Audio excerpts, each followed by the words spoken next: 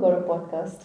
I'm your host Vedika, and in this episode, I'm very excited to introduce you to Theresa and Anastasiia from the Poetry Project. Established in 2017, the Poetry Project is a literary dialogue project that supports young people with refugee backgrounds as they express their experiences through poetry. Over the course of this episode, we'll know more about the organization and how it uses art as a catalyst for political action. Hi Anastasiia and hi Theresa, welcome to the podcast. How are you today? Hi, I'm really happy to be here and happy to be heard with the nice people. It's so cool. Yes. Thank you for this. And Theresa? Yeah, thank you so much for having us. I'm also very excited to be here and curious for the questions to come. Yes, so am I. But let's start with why poetry?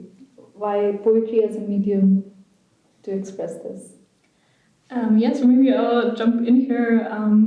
Basically, this project started in a little earlier than 2017. Okay. Actually, that's the official starting date when our bigger project kind of started. But it was already in 2015, 2016. When so many young refugees, also unaccompanied minors, came from countries such as Syria and Afghanistan, that our project founder, Susanne Kolbe, she's a journalist, she's a foreign correspondent, and she had visited all these countries many times, and now that so many young people were coming to Germany, she wanted to portray their stories. Mm-hmm. But of course, usually as a journalist, she would just organize an interview with someone, but it was clear with young refugees this would not work. She needed a different kind of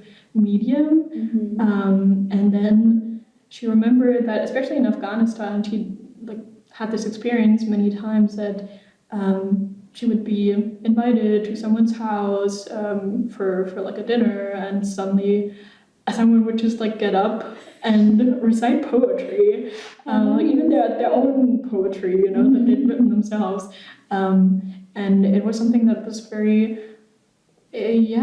just part of everyday life. It was a social event, and also, also in countries where it's not very common to talk about your feelings necessarily.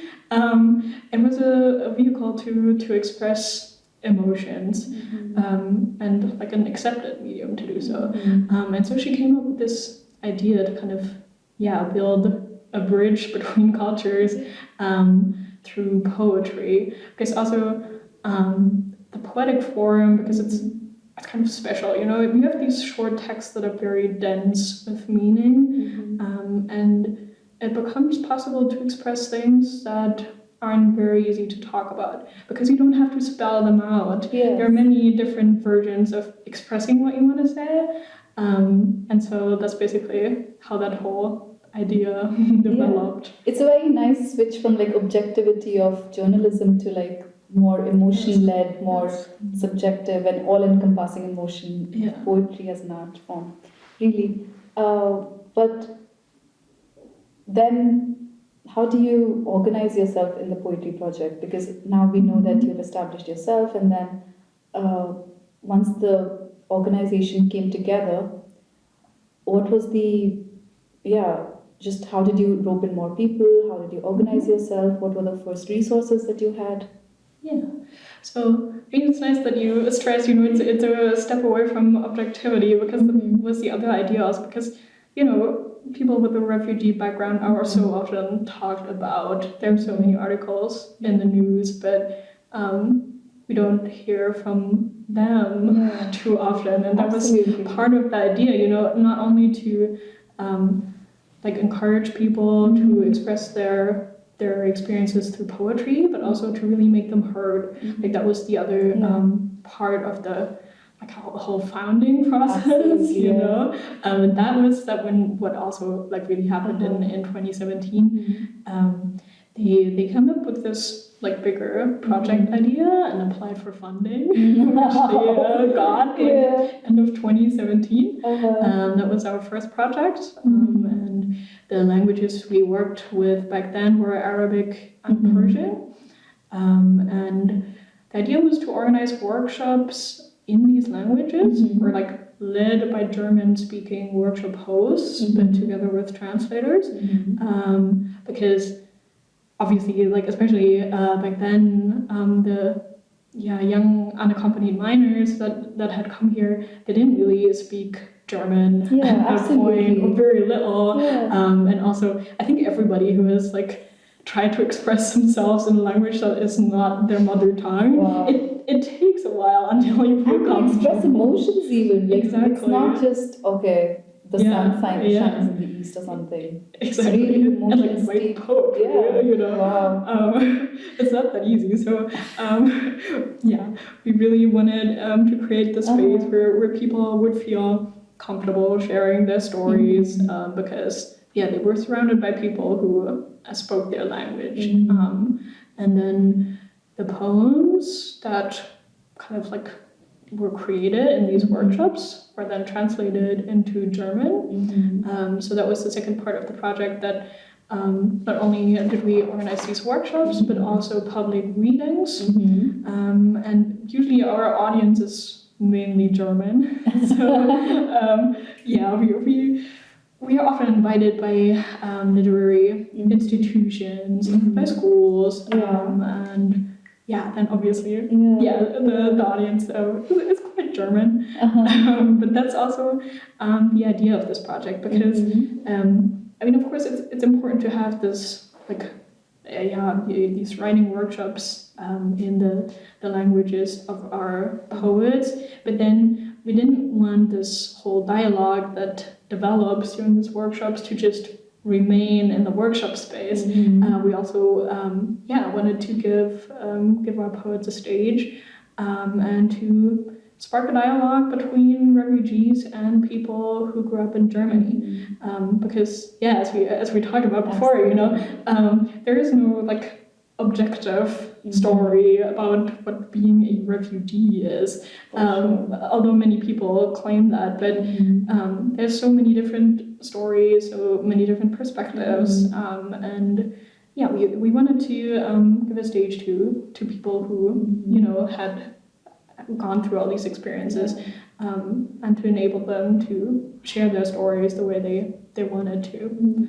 So in that sense, it becomes more like a dialogue project with the society, with the German civil society, and it's also possible that there are so many people who have never met a refugee before. So then for them to experience and be in the room with these words and with these performances must be really heartwarming, and just to get to know about this. Anastasiia, how has it been for you? Do you like performing? How did you get into writing poetry? I actually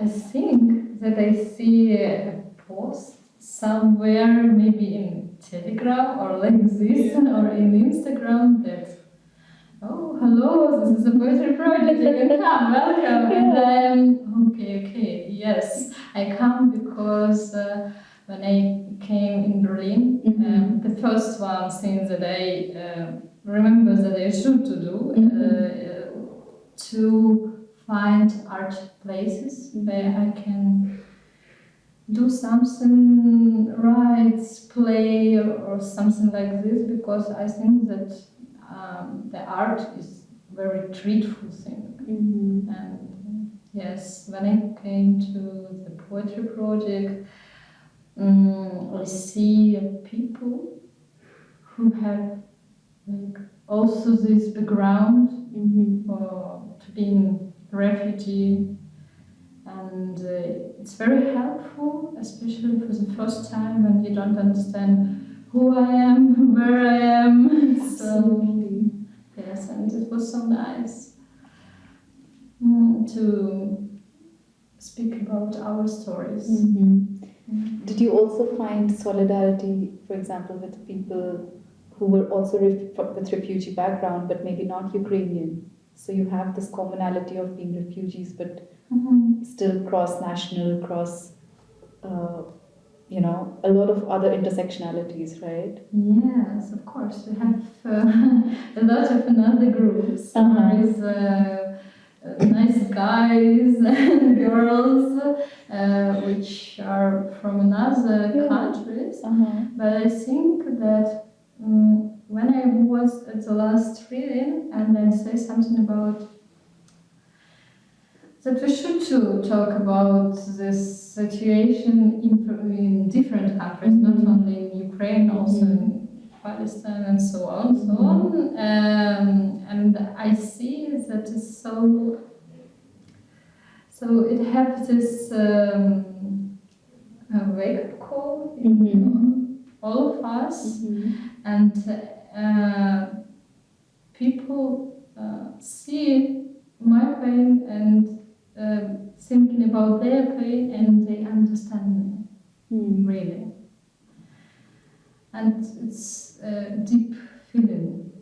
Yeah. So yes, I think it's really about solidarity with a lot of people. And when we say about the Poetry Project, this is also about solidarity.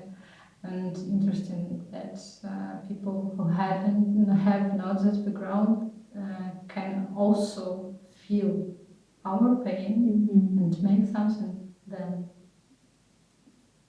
Thank you so much for what you do. Really, it's so powerful as a medium, and to go out there with your stories, with your poems, with your performances, and it really helps.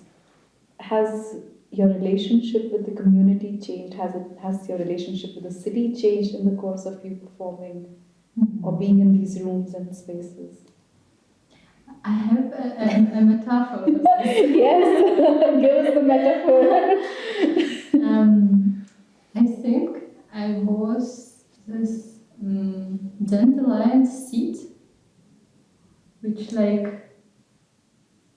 flying away from the Russian bomb, and then in the wind you can hear this screams of the people, but then you came to another place, and with this parachute, you circle around new beautiful buildings, a lot of people, and so on, and then you understand that it's so amazing place, but you is the only one seed from this whole flower, and you don't know where is your place.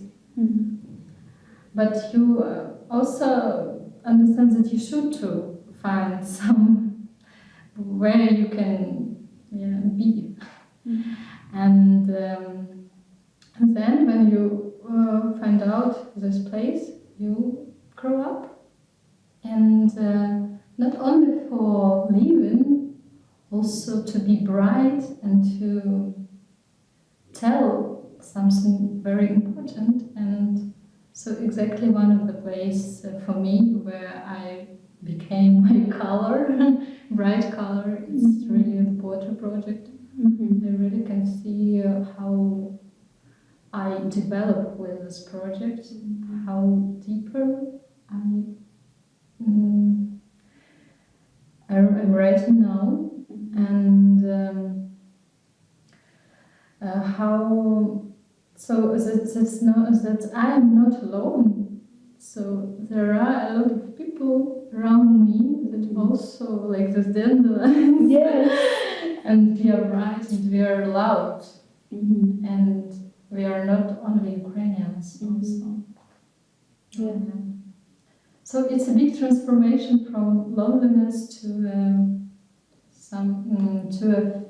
some feeling when that I am not alone, and I can be heard and someone can understand me. So I am connected with a new place and a new community and new culture also. Such a beautiful metaphor, because you also then become seeds in new places, and then you grow from there again. It's beautiful beginnings. Thank you. Would you like to perform for us? Oh yeah. Yeah, would you like to? Okay. In Ukrainian. Yes, absolutely. But I can also read it in Deutsch. How many languages do you speak? Ukrainian, Russian, English a little bit, Deutsch ein bisschen. Ich habe B2. No, B2 is so viel. It's well more than a little. Yeah, B2 is like Ja, business. ich kann ein bisschen sprechen. Yeah, wow. English now. I said English as well. English, yeah. With simple words. Yes. Okay, but I think I can read Ukrainian for sound a little bit also, and Theresa make it in English. Я яма. В городі дідуся в мене кидають сухе листя. В мене потрапляє течія сечі сусідського кота, намистини місцевої дівчиськи. В мені розпалюють вогонь. В мені ховаються люди. В мене дивляться пальці долонь, аж раптом ховають трупи. Грудки землі наповнюють, та чи страшно мені? Відчуття, наче рота стулюють, та інші народжуються в пітьмі. Це момент моєї загибелі. Але на душі якось спокійно. Бо існувала для сміття постійно, а посмертно засаджена квітами.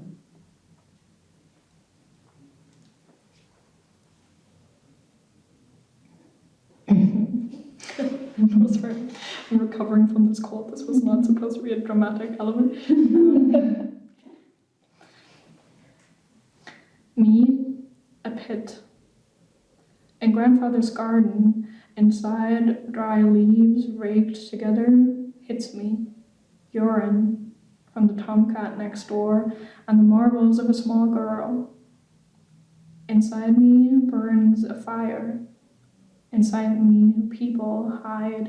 Inside me, glances fall in secret. Suddenly, bodies are lying here, clods of soil filling me up. Am I afraid? A feeling seals my mouth tight. In the darkness, something new is born. The moment of my death arrives, and yet my heart is light. Was I only there for waste disposal? Now I am hidden beneath flowers.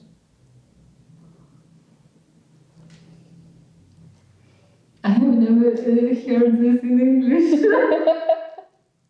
And how do you feel about it? Beautiful words, I think. I don't have thoughts. It's translated so well. Wow. We're actually lucky because the translation arrived this week. Yeah? Yeah. Wow. But do you translate together with the poets, or how does the translation work? Because these are powerful words and so much emotions that you bring to the table. So, Yes, I remember this time when, for example, Theresa has some questions about meaning. She always asked me, is it so or so? And I'm saying, oh no, you have no another for this word. But then really find something. And it works out.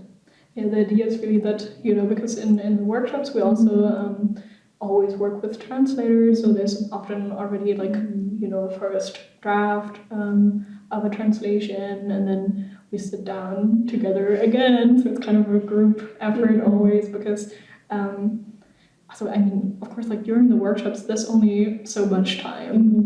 Most of our participants, they don't have time to work on these texts for hours and days and weeks, whatever. And no, you have theatre to go to. You have to tell us about the theatre as well, but after. Because to wrap this up. it's always like a communal effort where we try and not only like write together but also translate together, and then we have the German translations, and then we also translate them back into all the other languages that we work in.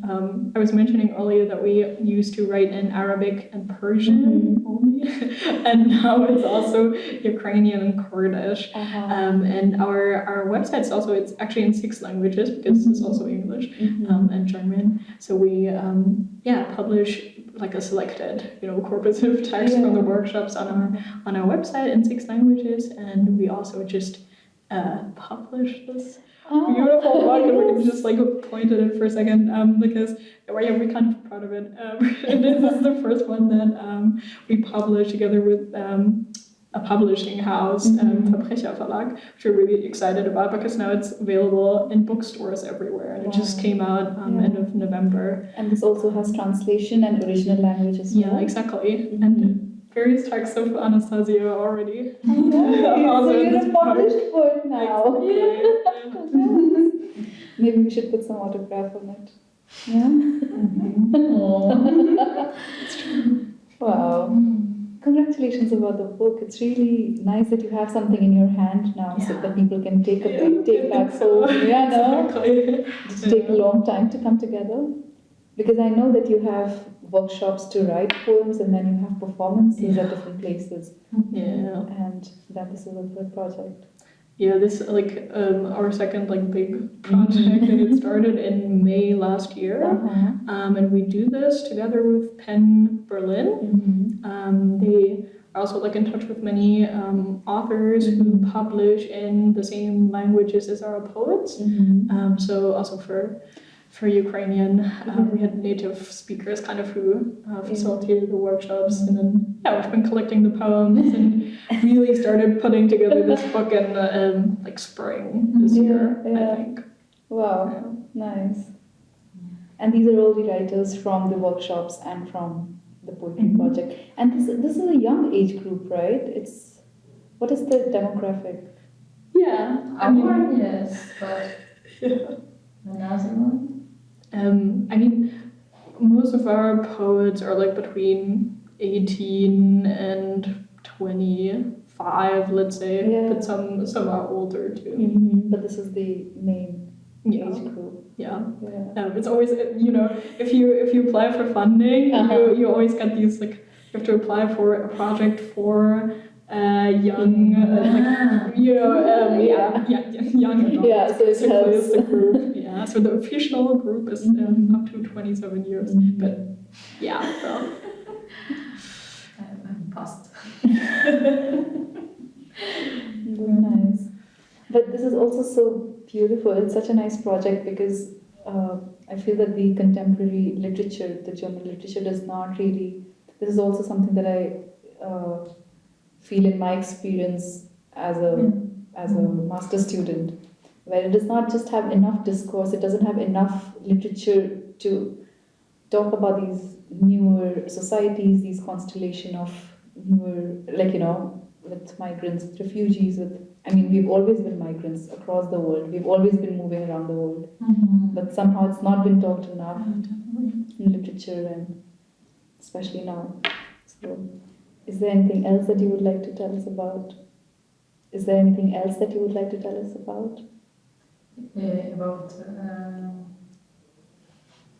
I can know a lot of about what you want to hear. I can tell about this question about how poem help to express and understand yourself. This poem that I had written now, Theresa, I have also read this at the last hour reading, and we have a presentation of this book.